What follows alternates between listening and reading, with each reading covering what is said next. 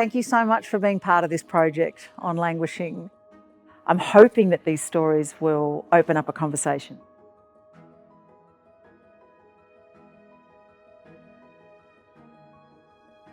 So languishing, it might mean that you feel a bit stuck, stagnant, a bit empty, like you're not really going anywhere. It's like you're feeling not quite right.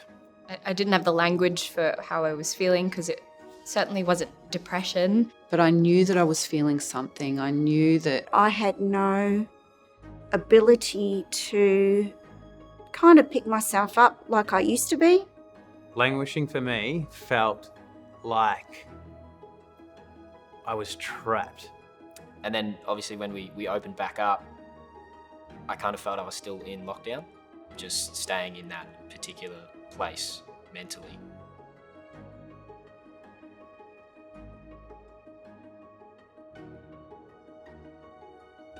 People who are languishing don't show up basically when we assess for levels of distress. So I knew there was something wrong, but I didn't feel like I was deep enough to start bringing it up. So languishing people are not really sick, but they're not well either. They're kind of in this middle ground. I just thought, there's something wrong with me here. I shouldn't be feeling this way. And I tried to push it away. And then for about a year and a half, I just kind of sat around.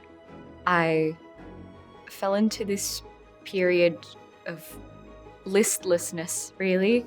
I could only get through the day and what I had to do with the kids that day. I couldn't plan ahead. Languishing is this issue that sort of flies under the radar. You can live that way for a long time.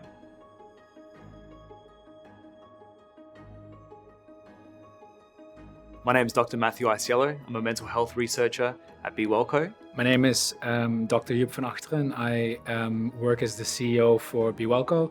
What we want people to realize is that you can take a lot of small positive steps yourself to make sure a large proportion of us never have to end up in a more severe territory. If you're doing okay and you're looking after yourself and you're listening to yourself and giving back to yourself, you're able to give back to others. So I just recalled all the things that I loved doing and I just started doing them again. Now I try to go on a 5K daily run. So for a really, really long time, I'd been wanting to go to a dance class. Nature, to me, grounds me and gives me joy and happiness. If I had done that, when I was in that place, maybe I could have dealt with it better. In Australia, we think that 20 to 30% of Australians are languishing right now. When I was going through it, I felt I was alone. I felt this is some isolated case. So to know that many Australians are also going through it. That's why BeWellCo is really invested in working together with other organisations to make sure that these evidence-based solutions are making their way into the community.